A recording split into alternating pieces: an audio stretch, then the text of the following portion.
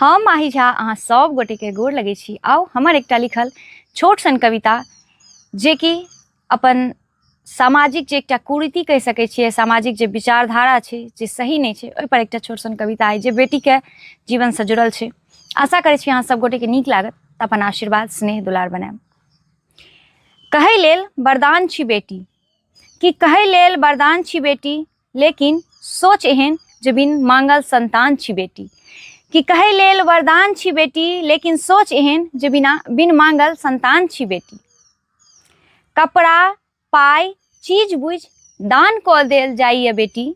कि कपड़ा पाई चीज बुझ दान कऽ देल जाइए बेटी।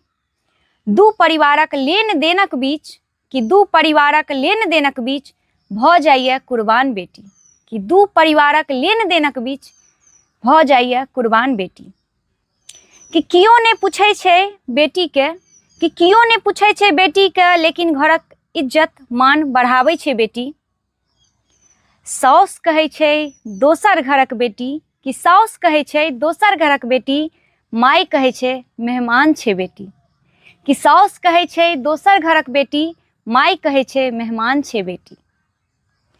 अपन मोनक दुख पीड़ा के, कि अपन मोनक दुख पीड़ा के केकरा सँ फेर बाँटे बेटी। कि अपन मोनक दुख पीड़ा के फेर केकरा सँ बाँटे बेटी। भेटे जो कम दान दहेज, कि भेटे जो कम दान दहेज तऽ सब दिन ताना सुने बेटी। कि भेटे जो कम दान दहेज तऽ सब दिन ताना सुने बेटी।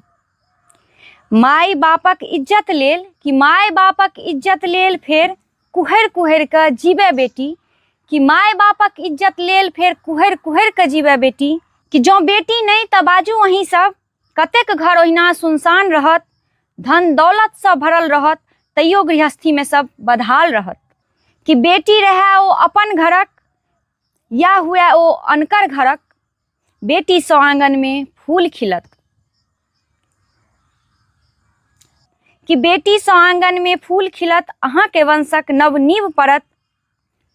कि फेर कहब करू इज्जत दियो मान सम्मान बेटी के। कि करू इज्जत दियो मान सम्मान बेटी के। लक्ष्मी बन धन धान्य बढ़ायत, कि लक्ष्मी बन धन धान्य बढ़ायत, दुर्गा बन सभक मान बचायत। कि लक्ष्मी बन धन धान्य बढ़ायत, दुर्गा बन सभक मान बचायत। आशा करै छी जे हमर भाव एहि कविता के माध्यम से जो व्यक्त भेल है, निश्चित अहाँ सब गोटे के बुझबा में आबे तऽ अपन प्यार आशीर्वाद बनाएब। जय मिथिला, जय मैथिली।